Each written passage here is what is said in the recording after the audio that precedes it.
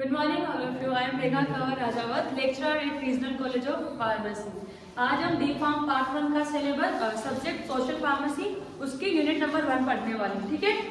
उसके अंदर भी हमने कुछ टॉपिक्स पहले भी कवर कर लिए, जैसे कि डिफाइन देख ली है सोशल फार्मेसी की, रोल ऑफ फार्मेसी देख ली हमने, स्कोप देख ली हम लोगों ने, डायमेंशन भी देख लिए शायद, यस और नो? यस। आज हम देख लेंगे इंडिकेटर ऑफ हेल्थ है, determinant of health, determinant of health हम आज देखेंगे, एक्सप्लेन करेंगे इस चीज को। Yes ma'am.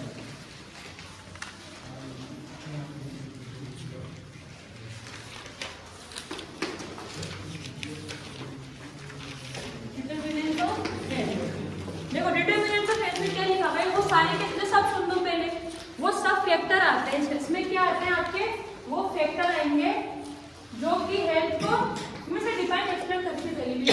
इसमें वो फैक्टर आते हैं जो कि आपकी हेल्थ को या तो बढ़ाएंगे या फिर घटाएंगे। फैक्टर यानी कि कारण, ठीक है, समझ में आ रहा है? Yes ma'am. फैक्टर यानी कि कारण, बढ़ा रहे मतलब क्या, तो हेल्थ को सही कर रहे हैं। अगर हेल्थ को सही कर रहे हैं तो हम बोल देंगे कि इस जगह का हेल्थ स्टेटस बढ़ रहा है। बढ़ रहा है मतलब इन लोगों को दवाई की, डॉक्टर की, इन सबकी कम से कम जरूरत पड़ने वाली, ठीक है। घटाएंगे मतलब तबियत खराब होगी वहां लोगों की, लोग बहुत ज्यादा बीमार होंगे, हेल्थ स्टेटस घटेगा। ये बढ़ाना और घटाना किसके संदर्भ में बोल रहे हैं हम लोग, किसके कॉन्टेक्स्ट में बोल रहे हैं, हेल्थ स्टेटस के संदर्भ में बोल रहे हैं, ठीक है, कॉन्टेक्स्ट में बोल रहे हैं। हेल्थ स्टेटस या तो बढ़ाएगा या फिर घटाएगा। डिटर्मिनेंट्स की डिफाइन इंपॉर्टेंट है, और क्या डिफाइन है इसकी, ये वो फैक्टर्स होते हैं, ये वो कारण होते हैं जिसकी वजह से कोई पॉपुलेशन की, किसी खुद के इंसान की, पूरी कम्युनिटी की हेल्थ बढ़ेगी या फिर घटेगी। समझ में आया? Yes ma'am. ठीक है, फिर हमने इसमें एक फ्लो चार्ट बनाया था, दो रखे थे, इंडिविजुअल और इन्वायरमेंटल। इंडिविजुअल यानी कि जैसे कि हर एक इंसान का अलग, जैसे कि लव कुश का अलग, आदित्य का अलग, अर्जुन का अलग, चाहत का अलग, इन खुद की हरकतों की वजह से, खुद के कारण की वजह से, खुद की कोई चीज की वजह से अगर हेल्थ में कोई फर्क पड़ रहा है तो वो किसमें आएगा, आपके इंडिविजुअल का। उससे लव कुश के इंडिविजुअल से आदित्य कोई फर्क नहीं पड़ने वाला, आदित्य कैसे लव कुश कोई फर्क नहीं पड़ने वाला। समझ में आया ना? इंडिविजुअल यानी कि खुद का। अब खुद का क्या हो सकता है, दो पढ़े हमने, एक तो पढ़ा है हमने जीन्स, दूसरा पढ़ा है लाइफस्टाइल। अब बताओ जीन्स में कोई किसी को योगदान हो सकता है क्या, हमारे पेरेंट्स के अलावा? पेरेंट्स के अलावा कोई कुछ नहीं कर सकता। किसी के फैमिली में क्या पता कि खानदानी डायबिटीज की बीमारी चलती आ रही होगी, तो उनके आने वाले बच्चों को भी डायबिटीज हो सकती है, ठीक है। ये आपके इंडिविजुअल एक फैक्टर है। दूसरा है लाइफस्टाइल।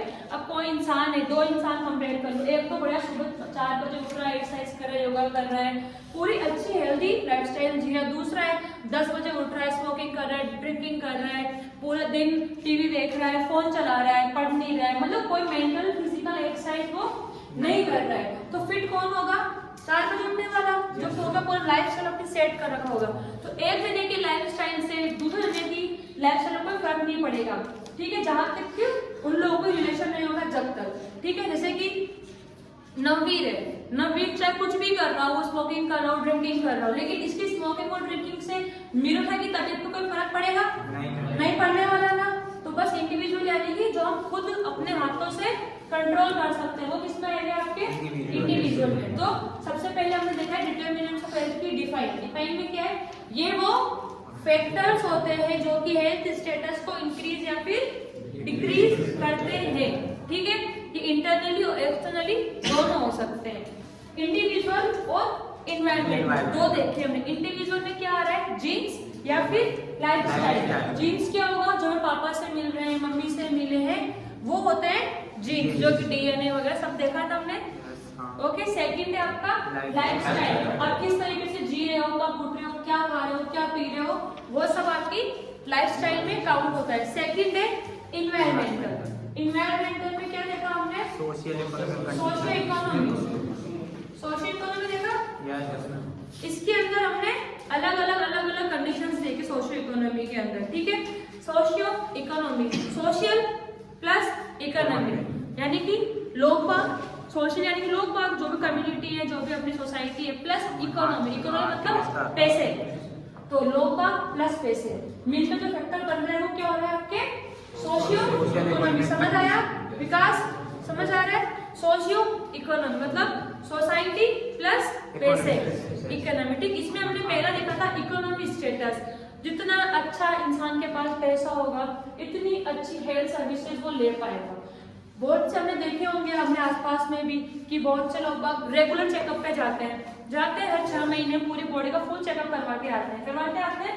तो उनकी क्या होता है, कोई भी बीमारी होगी वो छोटे स्टेज में पता लग जाएगी। फॉर एग्जाम्पल किसी को कैंसर भी होने वाला होगा तो छोटी स्टेज में पता लग जाएगा, और छोटी स्टेज में पता लग जाएगा तो उसको ट्रीट करना बहुत आसान हो जाएगा। ठीक है ना।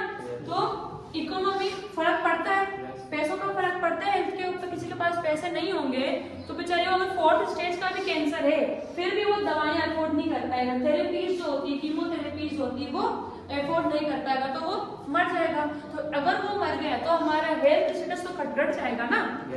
हम तो कहेंगे ना कि हमारे इस एरिया के अंदर इस हेल्थ से मतलब इस बीमारी से इतने लोग बीमार होकर मर रहे हैं, क्यों? पैसे नहीं है इलाज करवाने के। तो ये आपके किसके अंदर आएगा? इन्वायरमेंटल में आएगा। ठीक है, इन्वायरमेंटल का फर्स्ट, सोशियो इकोनॉमी का फर्स्ट है आपका इकोनॉमी, सेकंड है एजुकेशन। किसी को ज्ञान ही नहीं होगा, एजुकेशन मतलब डिग्री वाला एजुकेशन नहीं है, ये नॉर्मल भी किसी को ज्ञान होना चाहिए कि फर्स्ट एड है, किसी को सांप काट गया तो पहले देवता के पास जाएंगे, ठीक होंगे क्या? नहीं ठीक होंगे, नहीं ठीक होंगे ना, पहले डॉक्टर के पास जाना पड़ेगा। और अगर डॉक्टर दूर है तो जो भी उसके प्राइमरी इलाज होता है, जो भी उसका फर्स्ट एड होता है, जो भी उसका इमरजेंसी ट्रीटमेंट है, जैसे कि कुछ कपड़ा काट के जहाँ पे काटा उसके बाद तेज से बांध देना, उसको सक करके बाहर निकालना, कुछ छोटे मोटे जो पॉइंट्स होते हैं नॉलेज के, अगर वो नॉलेज होगी तो वो सामने वाले बंदे की जान बचा सकता है। एजुकेशन मतलब डिग्री वाला नहीं, जो आपके दैनिक कार्य में काम आता हो, जो आपकी हेल्थ को बचा सकता है, बढ़ा सकता है, वो आपके, जैसे कि सीपीआर है तो सीपीआर भी आपके एजुकेशन का पार्ट है, एक तरीके से, है ना? समझ में आ रहा है ना? सीपीआर भी आपके एजुकेशन का ही पार्ट होता है। थर्ड है एम्प्लॉयमेंट। लोगों के पास में अच्छी नौकरियां होगी तो दिमाग सही चलेगा, डेली का डेली प्रोडक्टिव काम करेंगे, एक जगह जाएंगे, खाली दिमाग नहीं बैठे रहेंगे, तो उस वजह से भी क्या होगा, पर्सन एक तरीके से फिट रहेगा मेंटली भी। अब किसी के पास जॉब नहीं होती है जॉब, तो हमेशा परेशान रहता है उस चीज को लेकर कि नौकरी मिल जाए, तो मेंटली फिट नहीं रह पाता है। मेंटली फिट नहीं रहेगा तो हमने हेल्थ की डिफाइन देखी थी, उसमें क्या कौन से फैक्टर आ रहे थे उसके अंदर, कौन से फैक्टर आ रहे थे? बोलो, खड़े होके बोलो कोई भी। आदित्य बोलो।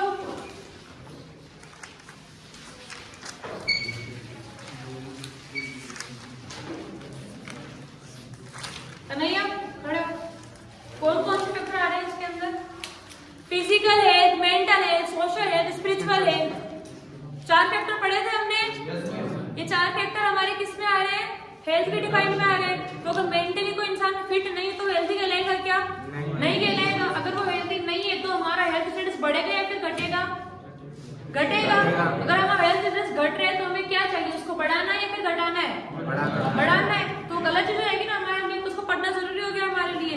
तो एम्प्लॉयमेंट बहुत जरूरी फैक्टर होता है किसी भी पर्सन की एक अच्छी मेंटल हेल्थ के लिए भी। ठीक है, इसके बाद है पॉलिटिकल विल। बहुत से लोग हैं जो पॉलिटिक्स के चक्कर में लोग आगे नहीं बढ़ने देते। स्लम्स है छोटे क्या है, उनका डेवलपमेंट नहीं होने देते वो लोग। क्यों? क्योंकि उन्हें वोट वहां से मिलने वाला है अगली बार, है ना? तो पॉलिटिकल एजेंडाज होते हैं, पॉलिटिकल कारण होते हैं, इस वजह से भी बहुत से लोगों को बीमारियां हो जाती है। स्लम्स में रहेंगे तो नॉर्मल से बात, बीमार तो होंगे, डेंगू हो जाएगा, मलेरिया हो जाएगा, कोई भी वेक्टर बोर्न डिजीज उन्हें हो जाती है। ठीक है, इन्वायरमेंट है, आसपास की जगह साफ होनी चाहिए। साफ होगी तो एक इंसान को अच्छी सांस मिलेगी, तो एक हेल्थी इन्वायरमेंट में रहेगा। हेल्थी इन्वायरमेंट में रहेगा तो कम से कम बीमार होगा। हेल्थ सर्विसेज, आसपास में आपके हॉस्पिटल होना चाहिए, क्लिनिक होना चाहिए, डॉक्टर होना चाहिए, फार्मासिस्ट होना चाहिए। इन सब में कुछ चीज तो होनी चाहिए, सब नहीं हुई तो एक चीज तो होनी चाहिए। उससे क्या होगा, इमरजेंसी के अंदर कोई इंसान बहुत आसानी से एक्सेस कर पाएगा उस जगह को, वहां पे आसानी से जा पाएगा, और जितना आसानी से वो इंसान जा पाएगा उतनी ही आसानी से वो वहां पे इलाज करवा पाएगा। ठीक है, सेकंड है indicator of health. Determinants of health, किसी को डाउट हो तो पूछ सकते हैं, खड़ा हो क्या कोई? किसी को डाउट है? कोई डिटरमिनेंट्स ऑफ, किसी को डाउट है? नहीं है? इंडिकेटर स्टार्ट करो।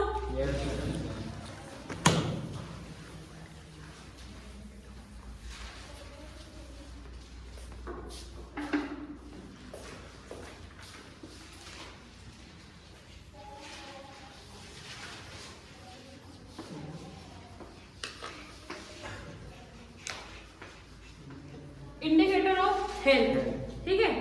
इसके डिफाइन लिखवाइए अपने, health status of a indicator are required to measure health status of a community and also to compare health status of a one country, ठीक है। इंडिकेटर मतलब क्या होता है, हमें जिस दिशा में मुड़ना होता है हम उस साइड का इंडिकेटर देते हैं, हमें दिशा देता है, हमें बताता है ये एक्चुअली, ठीक है। डिटरमिनेंट्स तो क्या होते हैं, वो फैक्टर्स होते हैं जिनकी वजह से इंसान ठीक या बीमार हो सकता है। इंडिकेटर हमें फिक्स बता रहा है एक नंबर से कि मोर्टेलिटी रेट से, तो उसने एक नंबर दे दिया, उससे हमें क्लियरली पता लग जाएगा भी इस जगह पे ये दिक्कत चल रही है, इस जगह पे इतने लोग मर रहे हैं, इस जगह पे इतने लोग जी रहे हैं, इस जगह पे इतने लोग बीमार हो रहे हैं, ठीक है। तो इंडिकेटर मतलब क्या होता है, ये आपका हेल्थ स्टेटस के बारे में बताता है, ठीक है। मेजर करता है हेल्थ स्टेटस को, क्या करता है ये मेजर करता है। और पहले वाले में क्या बताया, डिटरमिनेंट्स में फैक्टर्स होते हैं, ठीक है, जो कि बताते हैं हेल्थ स्टेटस। दोनों में फर्क है, दोनों में फर्क है। ये क्या कर रहा है, मेजर कर रहा है, ये नाप रहा है उस चीज को और वो बता रहे हैं उस चीज को। इंडिकेटर पहले आएगा, डिटरमिनेंट्स बाद में आएंगे। इंडिकेटर पहले अपना डाटा दे देगा भी क्या नाम से किस तरीके से ये है, ये इस एरिया में, उसके बाद अपन डिटरमिनेंट्स की स्टडी करेंगे। क्लियर है, ठीक है। तो हमने इसमें कुछ पॉइंट्स लिखवाए थे कि ये क्यों जरूरी होता है। इसलिए जरूरी होता है कि इससे हमें एक, हम जब नेशनल हेल्थ पॉलिसीज बनाते हैं ना, तो हमें आइडिया लग जाता है कि हमें किस तरीके से फ्रेम करना है, किस तरीके से हमें वो बनानी है नेशनल हेल्थ पॉलिसीज, जिससे क्या होगा, जिससे कि ज्यादा से ज्यादा लाभ लोगों को मिल पाए कम से कम मेहनत के बाद में, कम से कम मेहनत करें लोग बाग और उन्हें ज्यादा से ज्यादा हमारी पॉलिसीज का लाभ मिल पाए, वो बहुत आसानी से आ पाए हमारे पास, अपनी दिक्कत बता पाए और उस पॉलिसी का लाभ उठा पाए, ठीक है। ज्यादा से ज्यादा हम हेल्थ सर्विस सेंटर्स होते हैं ना, हॉस्पिटल, क्लिनिक, छोटे मोटे पीएचसी वगैरह ना, वो सब हम सेटअप करवा पाए एरियाज के अंदर, ठीक है। अब इसे कैरेक्टरिस्टिक्स पढ़े थे हमने, कैरेक्टरिस्टिक्स क्या क्या होने चाहिए इसके, देखो हमने 4 पढ़े थे। सबसे पहले क्या था, वैलिड, सेकंड क्या है, रिलायबल, थर्ड क्या है, सेंसिटिव, और स्पेसिफिक,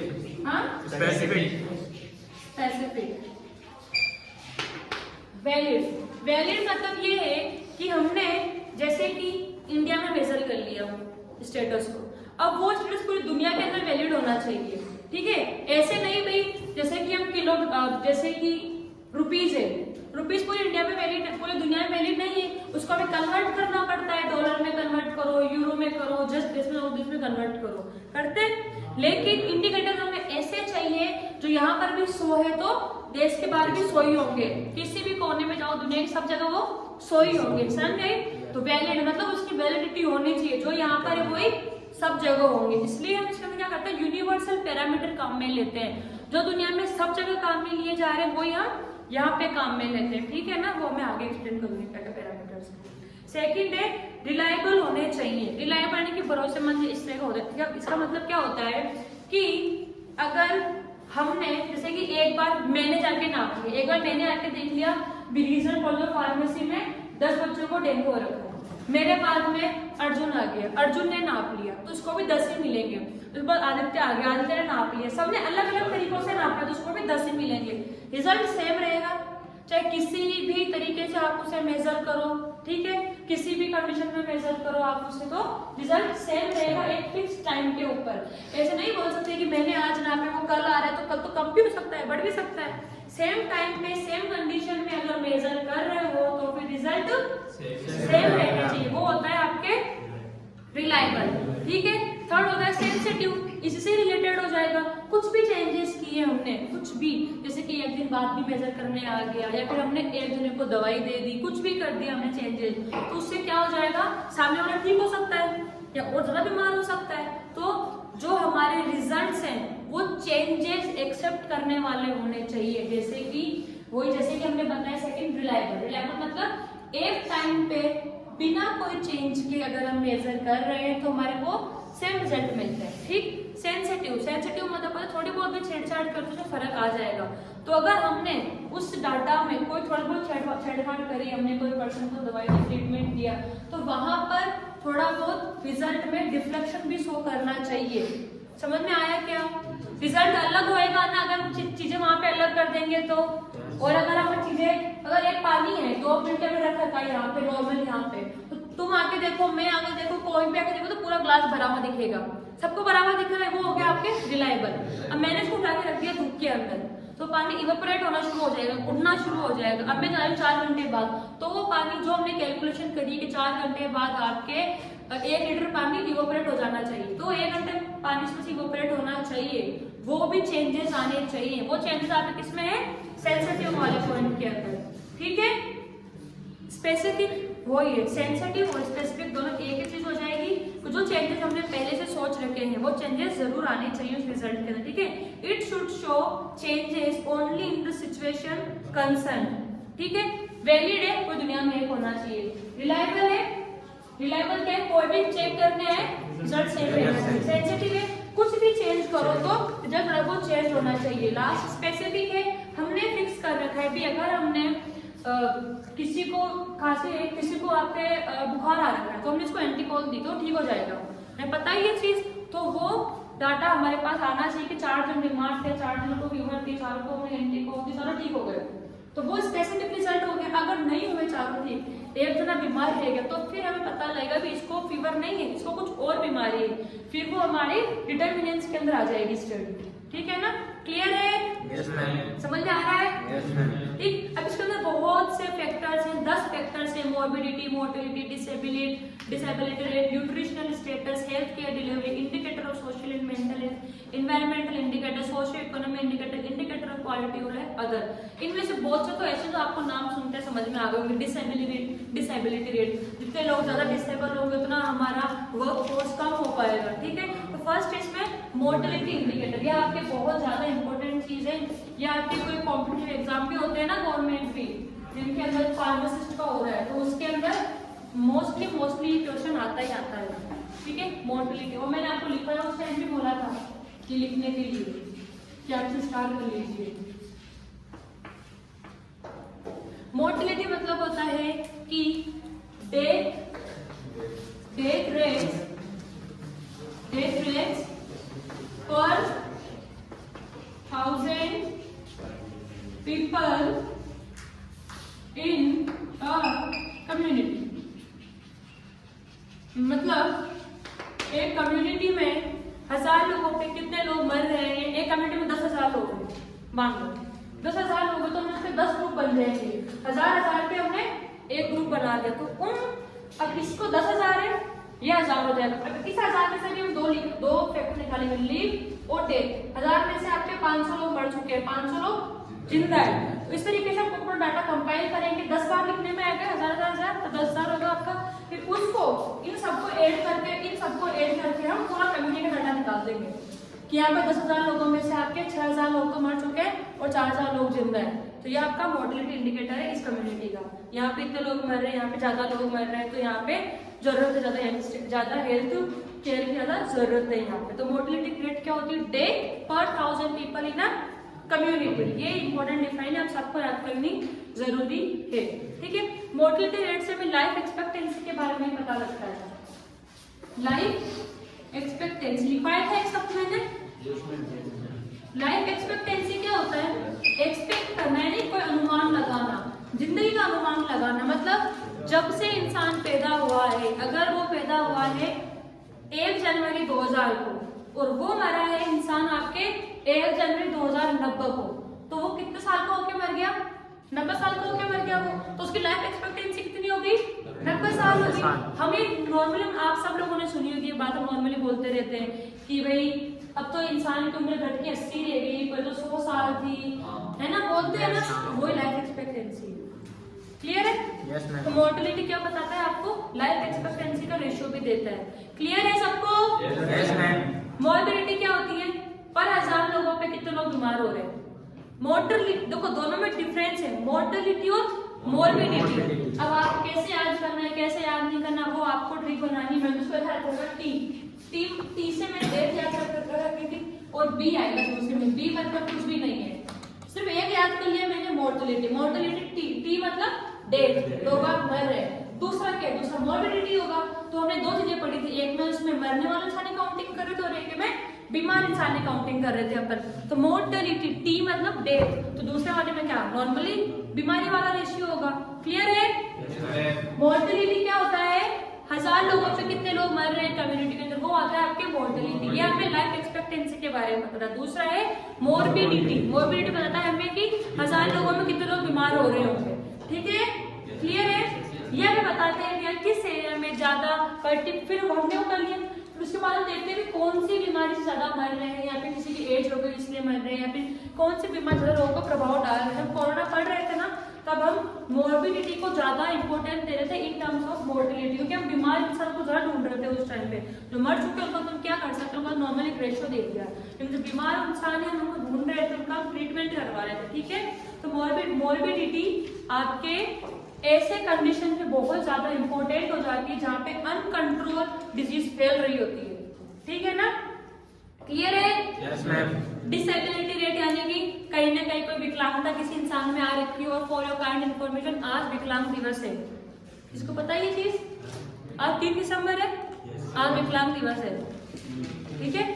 जो भी विकलांग है किसी भी कारणवश किसी एक्सीडेंट से हो गया, कोई जन्मजात हो गया, तो आज उनको सेलिब्रेट करने का दिन है, उनको ये बताने का दिन है कि वो हमारे बराबर है, हम उनके बराबर है, सब एक है। जितना काम आप कर सकते हो उतना हम कर सकते हो, जितना हम कर सकते हो उससे कई ज्यादा आप कर सकते हो, ठीक है। तो डिसेबिलिटी रेट ऐसा तो कुछ है ही नहीं कि इतना फर्क पटकती होगी हमारी जीडीपी किसी हेल्थ स्टेटस में, लेकिन फिर भी कहीं ना कहीं छोटा बहुत डिफरेंस आ ही जाता है कि हम उन्हें हर एक काम में नहीं प्रीफर कर सकते, हम उन्हें आर्मी में नहीं भेज सकते हैं, बाकी हर एक काम बहुत अच्छे तरीके से हैंडल कर रहे हैं, वो डॉक्टर है, IAS है, IPS है, आज नहीं है क्या?